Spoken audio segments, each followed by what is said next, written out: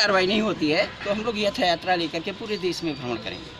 पत्रकारों की एकता के लिए लक्ष्मीकांत वाजपेयी जिलाध्यक्ष, अंतर्राष्ट्रीय प्रेस परिषद सीतापुर। ठीक है। ये है कि समस्त लोकतंत्र के चौथे स्तंभ हम लोग माने जाते हैं।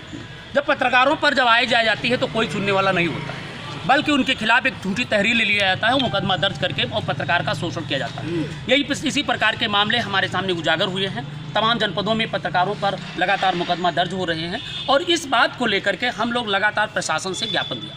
इसके पूर्व कहानी दो बताना चाहता हूँ। एक हमारे पास पीड़ित थे पंछी यादव, ये बेचारी ऑफिस में एक समाचार कवरेज करने गई, जबकि गाँव का ग्राम विकास अधिकारी है वो पीली ईंटें लगा रहा है, इसके पास 7 साबुत है और भाई पूछ रहे तो उनके ऑफिस में जाएगा, घर में तो नहीं जाएगी। उसे कह रहा हमसे आके पर्सनल मिलो। ये क्या बात है भाई, लड़की है तो घर में मिलने जाए, अगर बूढ़ी है तो उसको रास्ते में मिले और जवान है तो खुआंत मिले, तो ये क्या समस्या।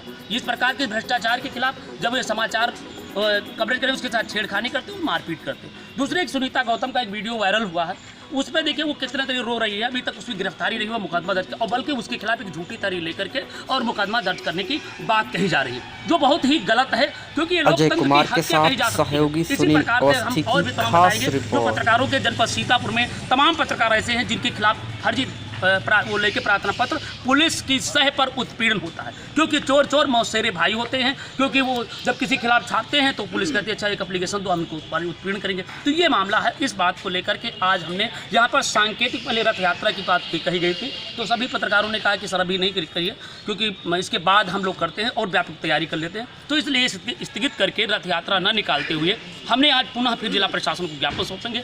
अगर ये 15 दिन के अंदर 30 तारीख तक कोई कार्रवाई नहीं होती है तो हम फिर इसकी व्यापक आगे की लड़ाई लड़ेंगे।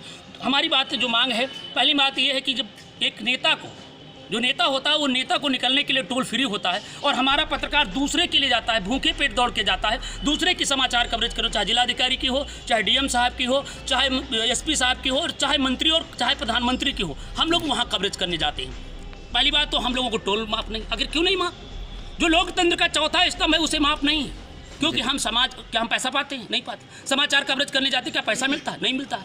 हमें जो संस्था हमें दे देती है उसी से मैं करता हूँ।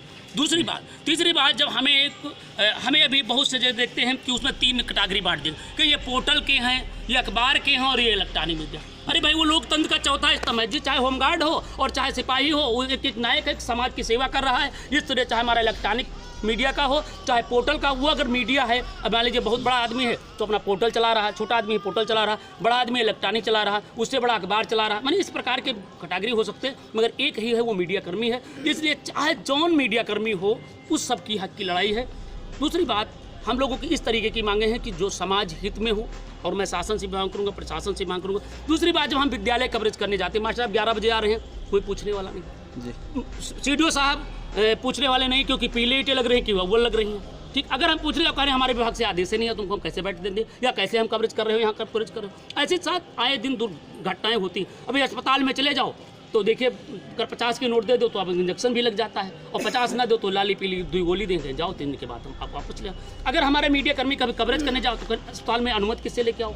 अनुमति कहाँ लेने की बात लिखी है, प्रेस एक्ट अधिनियम में भी नहीं लिखी है, तो इनको कहाँ से? तो मैं प्रशासन से मांग करता हूँ, जिला प्रशासन से और जिलाधिकारी से महोदय से भी मांग करता हूँ कि ये बात रखें और एक आदेश जारी करें, सर्कुलेशन जारी करें। जितने सरकारी विभाग हैं उनसे अलग अलग अनुमति की क्या जरूरत है? मीडिया को तो कहीं अनुमति की जरूरत नहीं है। वो चाहे 12 बजे रात में समाचार कवरेज करने जाए तो उनके कार्यालय में अगर कवरेज करने जा रहा है तो उनकी अनुमति कहाँ से हो सकता है?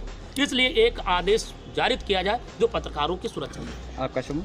मेरा नाम राजेश कुमार सिद्धार्थ है। दूसरी बात और है, जब पत्रकार हमारा मारा जाता है, वीरगति को प्राप्त हो जाता है, अगर कोई भी छोटा कर्मचारी कि अगर भगवान के किसी ना हो, अगर दुर्घटना हो जाती है तो उसे लाखों रुपए मिलता है, मगर पत्रकार को कुछ नहीं मिलता है। इसलिए हमने कहा अगर किसी भी पत्रकार की हत्या होती है तो 1 करोड़ रुपया, दुर्घटना होती है तो 50, किसी की हत्या होती है तो 1 करोड़ रुपया, अगर दुर्घटना होती है तो 50 लाख रुपए, और यदि उसे अपने स्वतः मौत होती है तो उसे 10 लाख रुपए सरकार द्वारा दिया जाए, ये मेरी मांग है। और प्रत्येक पत्रकार की बीमा होना चाहिए, ये सरकार द्वारा सुनिश्चित करें। अब हम बात कर रहे हैं पत्रकारों की, कुछ कहीं मान्यता प्राप्त पत्रकारों की केवल सुविधाएं हैं, तो बताइए मान्यता प्राप्त पत्रकार हैं, जो आप लोग पत्रकार हैं जिनकी मान्यता नहीं मिल पाई है, जो सरकार का काम है देना न देना, वो तो ऐसे पत्रकारों को कम से कम समय स्वास्थ्य सुविधाएं फ्री होनी चाहिए, उनके परिजनों को सुविधाएं होनी चाहिए। ये मेरी मांगे हैं। और भी मेरी जन समस्याएं हैं जो हमने प्रस्तुत किया है 11 सूत्री मांग पत्र और पूर्व में दिए गए ज्ञापन।